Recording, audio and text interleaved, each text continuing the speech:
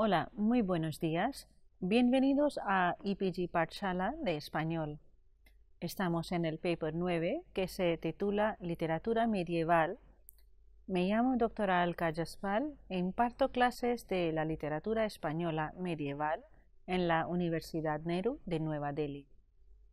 En este módulo hablaremos de la famosa obra medieval, La Celestina. En La Celestina se juntan en equilibrio admirable el mundo medieval y el renacentista, por una parte, y la tendencia culta y la popular por otra. Desde su aparición ha planteado varios y difíciles problemas en torno a la composición del libro, sobre el autor y la extensión de la misma, ninguno de los cuales puede tenerse todavía por resuelto. En cuanto a los temas, el motor de la acción es el amor y la pasión, pero se trata de un amor trágico. La estructura de la Celestina está montada sobre el contraste de amor y muerte, y la comicidad de la misma muerte. La influencia de la Celestina en la literatura posterior es amplísima. En el siglo XV se cierra con la aparición de una de las obras cumbres de la literatura al que acabamos de aludir, la llamada Celestina. Es una época en que el humanismo ya está en plena vigencia, lo cual también influye en la obra de Fernando de Rojas, su autor. De Italia han llegado nuevas ideas, la nueva estética que luego se plasmará definitivamente en la época del emperador. Es una obra que desde su aparición ha planteado varios y difíciles problemas en torno a la composición del libro, sobre el autor y la extensión de la misma, ninguno de los cuales puede tenerse todavía por resuelto. La obra nos ha llegado en dos versiones principales. La primera, titulada Comedia de Calisto y Melibea, de 16 actos, y una segunda, Tragicomedia de Calisto y Melibea, en 21 actos. Las primeras ediciones, hasta que la Celestina adquiere su forma definitiva de 21 actos, se concretan en tres estados bien definidos. Al primero corresponde la edición considerada como princeps, impresa, al parecer, en Burgos por Fadrique de Basilea en el año 1499, de la cual se conoce un ejemplar único, falto de hojas al principio y al final. Carece de título y comienza con el argumento del acto primero. En esta versión de la obra todavía no se da noticia del autor. El segundo estado lo constituyen las ediciones del año 1500 de Toledo y del 1501, la edición de Sevilla, conservadas también en ejemplares únicos, las cuales contienen una carta de el autor a su amigo, que son 11 octavas acrósticas de arte mayor que cuentan el argumento de la obra, los 16 actos con sus argumentos, y unas coplas del corrector Alonso de Proaza que explican cómo debe leerse el acróstico y dan el lugar y la fecha de impresión. El tercer estado lo representan las 5 ediciones del año 1502 de Salamanca, Toledo y 3 de Sevilla. Estas llevan ya el nombre definitivo de Tragicomedia de Calisto y Melibea. En todas ellas se intercalan algunos nuevos pasajes y se suprimen otros, y se agregan con el nombre de Tratado de Centurio 5 actos más, pero no al final, sino a continuación del capítulo 14. El libro de la Celestina, tal y como hoy lo conocemos, contiene una carta del autor a un amigo. en octavas acrósticas, un prólogo, la obra propiamente dicha, compuesta por el argumento y los 21 actos con sus argumentos, 3 octavas explicando el propósito de la obra y finalmente las coplas del corrector. Estos, al unir la primera letra de cada uno, dicen así: el bachiller Fernando de Rojas acabó la comedia de Calisto y Melibea y fue nacido en la Puebla de Montalbán. Por su parte, el primer acto es anónimo. De Fernando de Rojas se puede afirmar que era bachiller en leyes, nacido en la Puebla de Montalbán, provincia de Toledo, hacia 1475. Poseyó una importante biblioteca. Estudió en la Universidad de Salamanca, donde la tradición clásica siempre tuvo una enorme acogida. En el año 1517 se estableció en Talavera de la Reina, provincia de Toledo, donde ejerció por breve tiempo el cargo de alcalde mayor. Era judío converso, por su letrado al bachiller Fernando de Rojas, su yerno vecino de Talavera, que es converso. Rojas murió el 3 de abril del año 1541. El argumento de la obra La Celestina es muy interesante. Calisto, un joven noble, apuesto y de preclaro ingenio, penetra persiguiendo a su halcón perdido en la huerta donde se halla a Melibea, de quien queda profundamente enamorado. Ante el rechazo de ésta y aconsejado por su criado Sempronio, decide encomendar su cuidado a Celestina para lograr por medio de ella el amor de Melibea. La alcahueta consigue mediante artimañas, una filocaptio, etc., que Melibea se enamore de Calisto. Los criados de éste intentan explotar en beneficio propio la pasión de su amo, que había prometido una cadena de oro a Celestina si lograba con su ayuda enamorar a Melibea.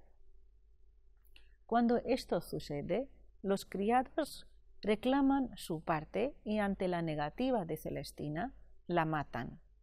Son apresados y ejecutados por la justicia, de lo que Calisto tiene noticia al día siguiente. Concierta una entrevista nocturna con Melibea. Sube por una escalera de cuerda. De pronto un estruendo alerta a los enamorados y cuando Calisto salta a la tapia para ver qué ocurre, se cae y muere trágicamente. Ante la muerte de su amado, Melibea sube a una torre y se arroja desde ella tras declarar las causas del suicidio a su padre. Termina la obra con el llanto y unas reflexiones morales de Pleberio, el padre de Melibea. Como señala el esquema, el motor de la acción es el amor o pasión, pero se trata del amor trágico. La estructura de la Celestina está montada sobre el contraste de amor y muerte. El acto 12 es fundamental. Es el momento en que cambia el movimiento de la obra. El amor y la muerte se aunan aquí en un mismo acto, en síntesis estructural perfecta. El primer encuentro de amor de Calisto y Melibea, y en la primera muerte, la de Celestina, la segunda parte de la línea descendente, se inicia en el acto 12, con el asesinato de la Celestina a manos de Sempronio y Pármeno. La muerte ya anunciada varias veces en la primera parte va a convertirse a partir de ahora un motor de la acción. Tras la muerte de Celestina, Tristán y Sosia comunican el ajusticiamiento de Sempronio y Pármeno en el acto 13. En el 19, única noche de amor completo, muere Calisto. En el 20, el suicidio de Melibea. último eslabón de la cadena Celestina, criados, Calisto, Melibea. Pero la muerte también está presente en otros actos, por ejemplo, en el 15, 17, 18, con los planes de venganza de las muchachas de Celestina, y sobre todo en el 21, con el planto de Pleberio, que cierra la obra confirmando el triunfo de la muerte sobre el amor por la fuerza del destino. El macroespacio de la obra es evidentemente urbano, que se va configurando a través de los diálogos de los personajes con sus calles, plazas, iglesias, dando incluso nombres concretos. Se han barajado los nombres de algunas ciudades como marco espacial de la obra, pero no existen referencias suficientes e inequívocas al respecto, con lo que se asume que Rojas creó como marco una ciudad arquetípica. Hay muchos escenarios que cambian rápidamente, pasando de un lugar a otro, llegando incluso a simultanearse dos espacios. Por ejemplo, en el acto 12 se simultánea el diálogo de Calisto y Melibea con el de Pármeno y Sempronio. En cuanto al microespacio, resalta la domesticidad.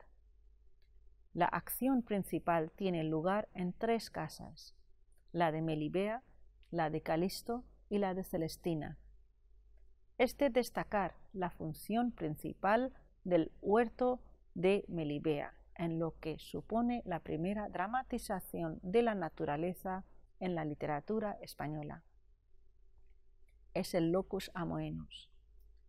El espacio es, en fin, vital, dinámico, múltiple y hasta simultáneo. En cuanto a los personajes, la Celestina es una obra única, aunque Calisto y Melibea aparecen como protagonistas. Es la Celestina la que señorea la obra entera. Este es el hecho que justifica el cambio de título. Es sin duda el personaje mejor logrado y a la vez el más complejo de los personajes creados por Rojas. Sobre este personaje se han cargado todos los calificativos imaginables hasta el demoníaco.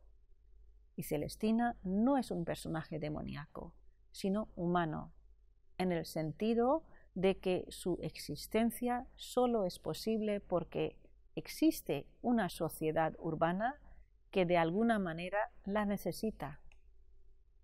Es un personaje que vive del vicio y de las bajas pasiones de los demás, y todo esto lo aprovecha en beneficio propio, pero sin los vicios y miserias morales de la ciudad Celestina no sería posible.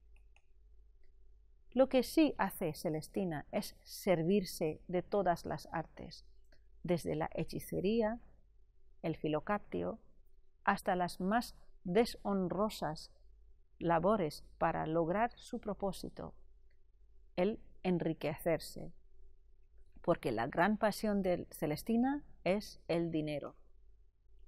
La avaricia es la que la lleva a pervertir a los criados de Calisto. Por eso no se detiene ante nada ni le importan los medios. Sus conocimientos de la naturaleza humana, el engaño, la falsedad, la pretendida compasión, el cinismo y la ironía, la hechicería y sobre todo su inmensa experiencia, todo lo pone al servicio de su gran pasión, que no es la lujuria, sino su deseo por el dinero. Celestina ha pasado a la posteridad como la encarnación de la moral sin escrúpulos, puramente utilitaria, para lo que todo es lícito, si es en provecho propio. No repara en medios para lograr sus objetivos, y el proceso de perversión al que somete a los criados de Calisto es algo cercano a lo demoníaco. Ella ama su oficio y lo realiza con el interés de un profesional, como otros realizan el suyo. Para ella, el amor es una fuente de vida que la naturaleza proporciona y, por lo tanto, es bueno, obra de Dios.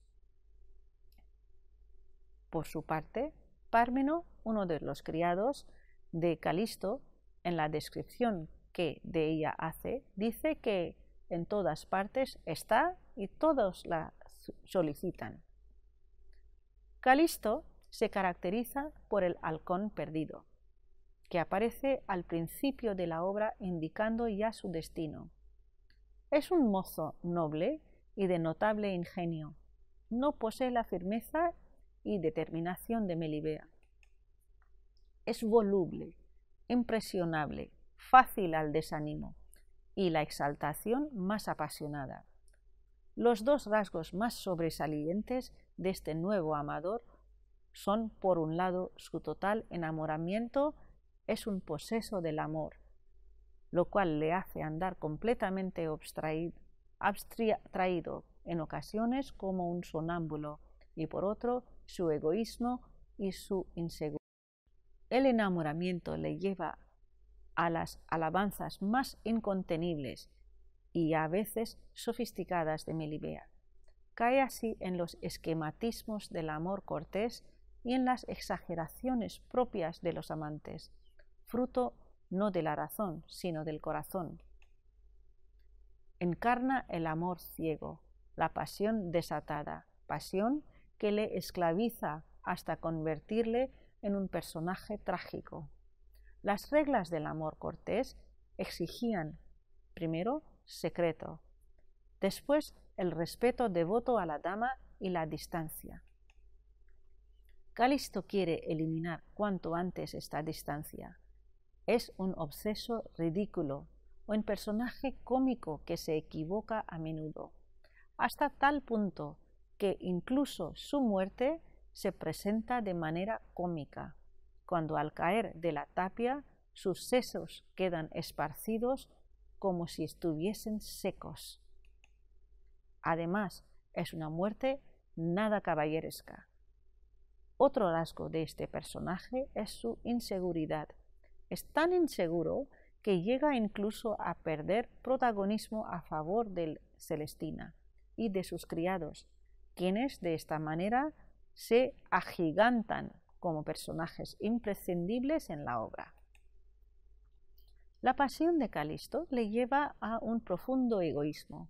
A Celestina y a los criados se los gana mediante riquezas y adulaciones, y cuando le llega la noticia de que han muerto, su dolor parece inicialmente sincero, pero enseguida se apresura a justificar su muerte. A Calisto solo le importa la consecución de sus deseos, por eso morirá víctima de ellos. El retrato que Calisto hace de Melibea podrá hacernos pensar que estamos ante un tipo de mujer estandarizada con resabios de dama del amor cortés y con rasgos de la nueva estética renacentista. Y efectivamente, nos hallamos ante un retrato estereotipo, ante un ideal femenino de belleza que es común al final de la Edad Media y a todo el Renacimiento. Un retrato que tiene más de ideal y de sueño que de real, pero como persona es diferente. Melibea es ya profundamente individual, sabe actuar de modo práctico y directo, buscando aquello que anhela. Melibea no es la joven cuya voluntad aparece ligada a la de los padres. No dudará en engañarlos, en fingir, en pasar ella sola a la acción para satisfacerse. Ella representa en la literatura española la primera gran incorporación del individualismo de la persona defendido por el Renacimiento. Melibea enamorada ya no se detendrá ante nada. Pactará con la vieja, engañará a su madre y se entregará a Calisto. Cede a su pasión. No le importan la educación, el recuerdo de sus padres, ni tiene escrúpulos que la atormenten. Es una mujer enérgica, apasionada e incluso arrogante, porque lo exige su pasión. Pero la fatalidad o el destino acabarán con cualquier tipo de apasionamiento. Entra, por tanto, en la concepción moderna de la mujer, en posesión de una belleza idealizada, propia del Renacimiento, afirma, sin embargo, a lo largo de la obra su poderosa individualidad, su fuerza y su pasión. No se puede olvidar a los padres de Melibea, a Lisa y Pleberio, padres que tienen más importancia social que dramática. Son el reflejo de un matrimonio burgués, convencional y orgulloso de su hija, confiado en su inocencia. Alisa es autoritaria, pagada de su posición e ignorante en todo lo que se refiere a su hija. Pleberio es padre amoroso y preocupado por la seguridad económica de su hija, de la que, en definitiva, también lo desconoce todo. Los criados de Calisto y las pupilas de Celestina están trazadas con innegable maestría y originalidad. Son personajes enteros y no simples y fieles servidores. Pármeno, Sempronio, Elisa, Areusa representan la incorporación al teatro de toda una realidad social, el mundo bajo de los criados y las prostitutas, propio del ambiente de la gran ciudad. Sus intereses, conflictos, van parejos a los de los personajes de alto rango. En la tragedia clásica solo intervenían reyes, héroes, quiere decir el mundo de la nobleza, e incluso dioses. Sin embargo, en la obra de Rojas, las gentes del pueblo entran a formar parte de la trama trágica, lo cual es una característica de la comedia humanística. Fernando de Rojas supo captar la crisis social del siglo XV, señalando la situación socioeconómica del asalariado. El resultado ha sido que con una audacia literaria inesperada ha hecho intervenir en su obra a los criados y a las prostitutas como si se tratasen de personajes altos socialmente. Cada uno de estos personajes constituye un mundo con sus problemas, preocupaciones y miserias, cosa que no se dio ni en el teatro anterior ni en el inmediatamente posterior, en el que el criado no es más que un intérprete de la voluntad del Señor. En la Celestina, en cambio, estos mismos criados deciden, ponen condiciones, exigen y a la vez son piezas claves sin la cual es inconcebible la marcha de la obra, hasta el punto de que cuando Pármeno y Sempronio han muerto, aparecen suplidos inmediatamente por Socia y Tristán. Los criados de la Celestina tienen su pequeño drama íntimo y su gran pasión, el interés y la avaricia. Todo cuanto hacen es arrastrados por el interés y el ansia de medrar. Los criados de la Celestina son un reflejo de esa crisis social que vimos anteriormente y que llevó al criado al cierto grado de rencor y desprecio hacia el Señor. Aunque el carácter de la obra dramática de la Celestina aparece imponerse sin dificultad debido a su estructura y a la total ausencia de la parte narrativa, el género literario a que pertenece ha sido objeto de diversas estimaciones basadas sobre todo en el hecho de su gran longitud y de su peculiar utilización del tiempo, que hace pensar en formas novelescas. Es innegable el carácter dramático de la obra, pero es que la tragicomedia de Calisto y Melibea no fue escrita para ser representada, sino para ser leída, característica que enlaza con la comedia humanística, género en que se inspira la obra de Fernando de Rojas. Este género fue creado por Petrarca y se caracterizaba por el argumento simple, pero de desarrollo largo y su interés por los sectores pobres de la sociedad. Otra característica era el diálogo variado que se estaba escrito en latín. En la Celestina se aunan en un equilibrio admirable el mundo medieval y el renacentista por una parte y la tendencia culta y la popular por otra. Esto determinará en gran medida su lenguaje y estilo. Se pueden distinguir un lenguaje culto y latinizante, cargado de artificios, y un habla popular lleno de refranes, de expresiones vivaces. Sin embargo, la separación no es nítida. El uso de los diferentes registros del lenguaje no corresponde de forma absoluta a los estamentos sociales distintos, señores y plebeyos, sino que se entrecruzan ambas tendencias, dependiendo no solo del emisor, sino también del interlocutor y del asunto tratado. El estilo elevado representa una cierta moderación. Encontramos consonancias, amplificaciones, latinismos léxicos y sintácticos. La abundancia de sentencias y alusiones históricas y mitológicas también están presentes. También el lenguaje popular, tan rico en esta obra, está sujeto a cierta mesura.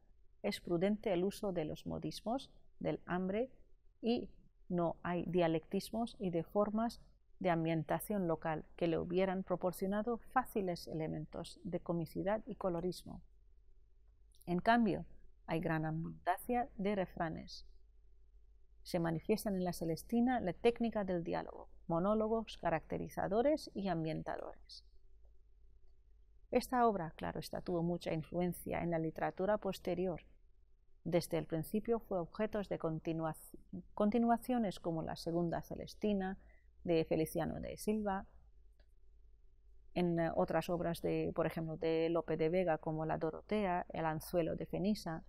También la tuvo presente en el autor de la Lozana andaluza y el género de la novela picaresca. Fue traducida durante el siglo XVI al italiano, alemán, francés y holandés. Aunque se ha intentado en reiteradas ocasiones su adaptación a la escena, no ha tenido demasiado éxito. El propio lenguaje ha dado entrada en el léxico a términos como celestinar y celestinesco. La figura de intermediario en las relaciones amorosas, universal y eterna, ha quedado para siempre cristalizada en este personaje de Rojas. Muchas gracias.